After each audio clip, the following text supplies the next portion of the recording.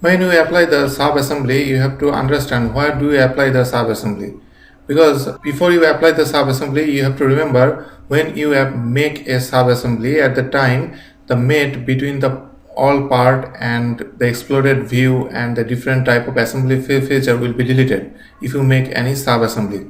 In that case, you have to understand on which type of assembly file you have to make the sub-assembly. If you see in this assembly, this is a huge assembly, and inside this assembly you can see lots of part, lots of assembly file is here, and inside this assembly there is another sub-assembly.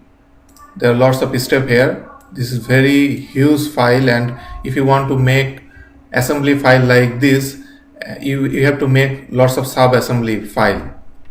But if you want to make this type of assembly, you do not need to make any sub-assembly folder. Suppose you can see there are a few part here. This all part is nut and screw.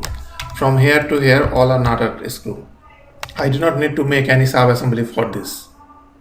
What I have to do, I have to make a new folder, because if I make any sub-assembly for this part, all this, the mate or exploded view or assembly feature will be removed, which I already applied for this part. So that's why for this assembly I will not make any other sub-assembly. I will make folder. If I make the folder, any mate or assembly feature will not be deleted. I am using this folder just to organize my feature manager tree. So I already selected all the hardware, and now I will right click, and from here I will select add to new folder. Now you can see already one folder has been created here, and I will put one name for this. This is hardware. So by this way I can organize my all part inside the assembly. If I want, first I can create my folder first. To make the folder, I will just right click and I will create my new folder. Then I will drag and drop to the folder,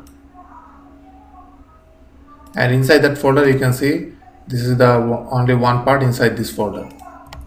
And if I wish, I can also add all this part to this under this folder.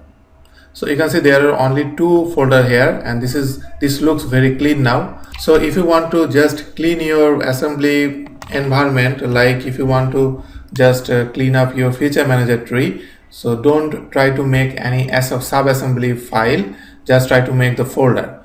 So by using this folder you can organize your feature manager tree. And if you want to delete any folder, suppose if I want to delete this hardware, just right click and delete. And if I delete this folder, it doesn't mean that inside this folder there are lots of parts it will be deleted. No, it will not delete.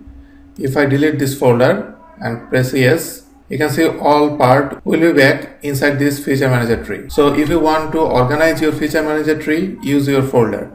Or if you want to take advantages of making a large assembly, in that case you can use your sub-assembly.